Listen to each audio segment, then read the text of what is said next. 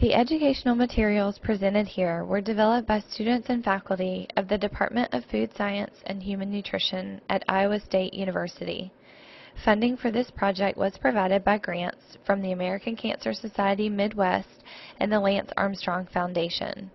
The materials are intended for educational use and are not meant to provide medical advice. We welcome your feedback about these materials.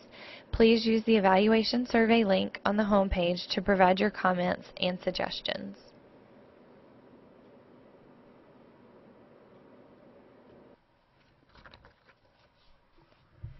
This presentation will provide information about regulatory requirements for organic foods, list some reasons why people choose to buy organic, and address some of the popular opinions about organic food while providing a basis of scientific knowledge to confirm or deny the benefits of organic foods over conventional foods.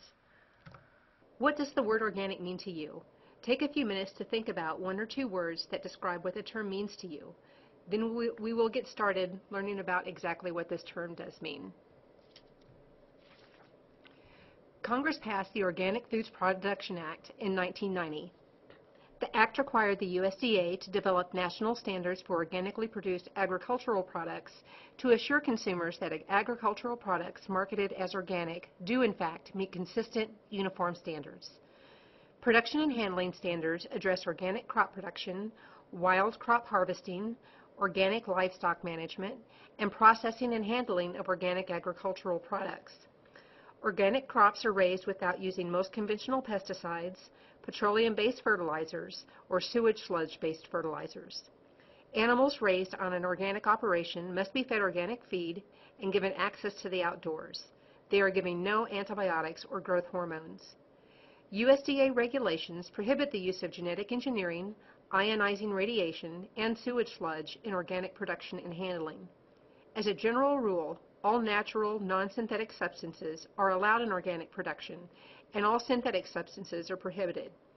The National List of Allowed Synthetic and Prohibited Non-Synthetic Substances, a section in the regulations, contains the specific exceptions to this rule. Products labeled 100% organic must contain only organically produced ingredients. Products labeled organic must consist of at least 95% organically produced ingredients. Products meeting the requirements for 100% organic and organic may display the USDA organic seal shown here on the slide. Processed products that contain at least 70% organic ingredients can use the phrase "made with organic ingredients" and list up to 3 of the organic ingredients or food groups on the principal display panel.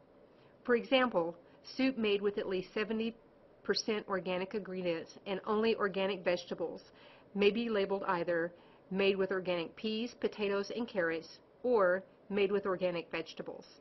However, for these products, the USDA organic seal cannot be used anywhere on the package.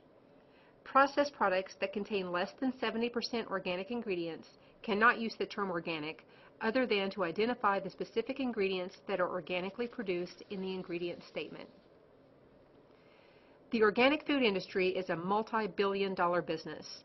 Some producers will use labeling and buzzwords to entice consumers to buy their products.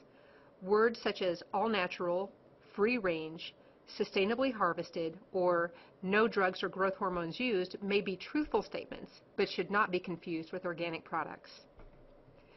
According to the 2005 Whole Foods Market Organic Trend Tracker, Americans are buying organic foods and beverages for a variety of reasons. As part of this study, participants were allowed to choose one or more reasons that figured into their decision to buy organic. The top 3 reasons were avoidance of pesticides at 70.3%, freshness 68.3%, and health and nutrition at 67.1%. More than half, or 55%, buy organic to avoid genetically modified foods. Also, more than half of all respondents agree that organic foods and beverages are better for my health and better for the environment. The survey clearly indicated that the majority of people thought buying organic was safer and healthier than buying conventional foods. Do you buy organic foods? Take a few minutes to identify your own reasons why you do or do not purchase organic foods. There are a lot of issues in the media that stress the benefit of organic foods over conventional foods.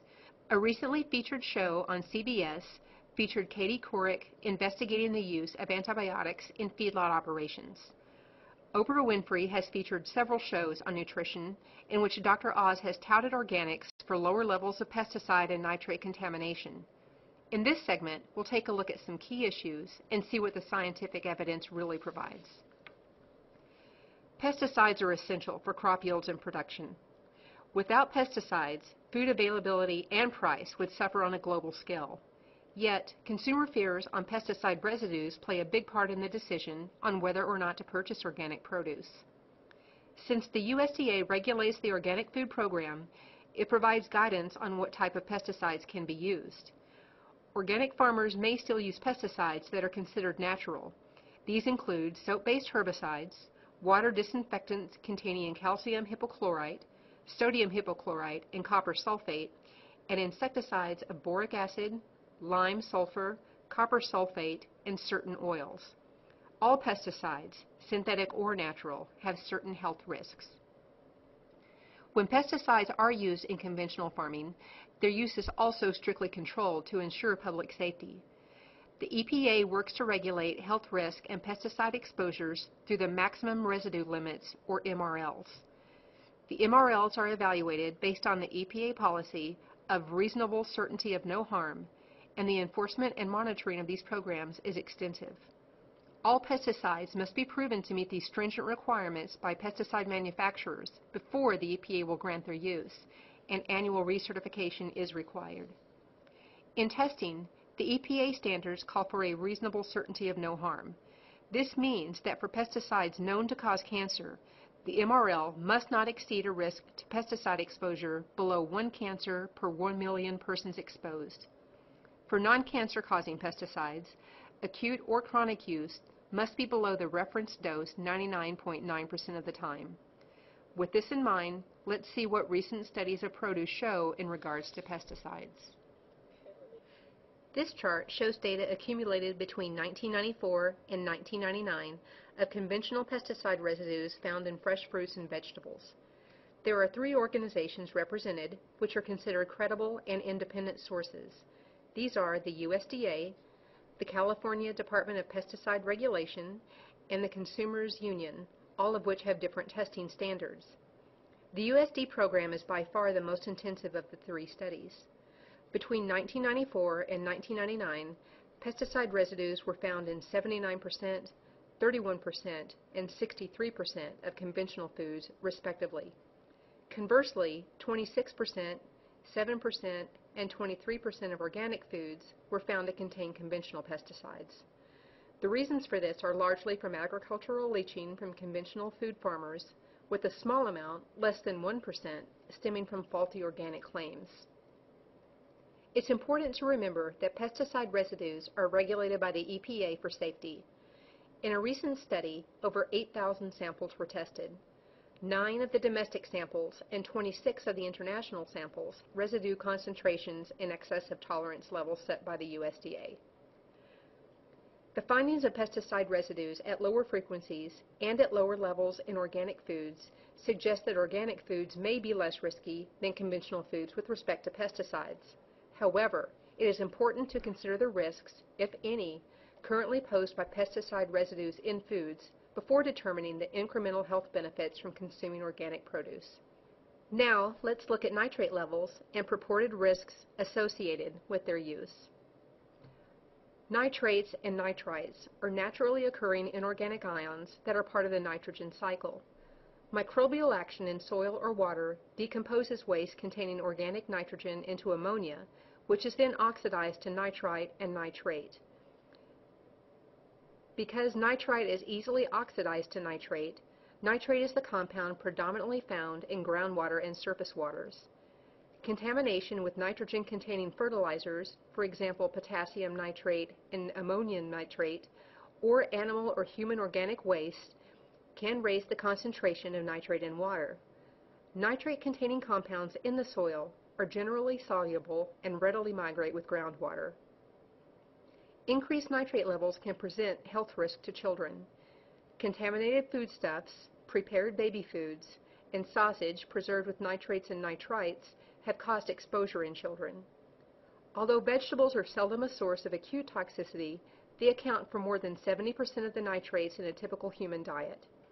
Cauliflower, spinach, collard greens, broccoli, and root vegetables have naturally greater nitrate content than other plant foods do.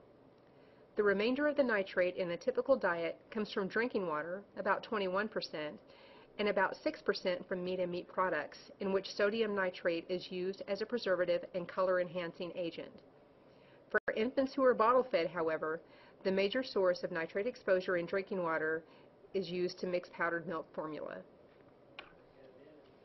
It appears that organic production of food results in lower nitrate levels, most likely because nitrates are not allowed in organic food production.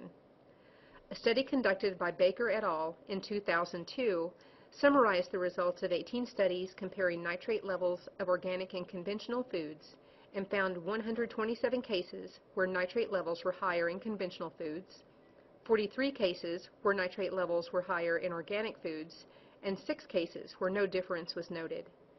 The Baker study demonstrates that organically produced foods have lower detectable nitrate levels, which is not surprising given that nitrates aren't used in conventional farming. Now, let's look at the issue of nitrates in drinking water and what this means to you.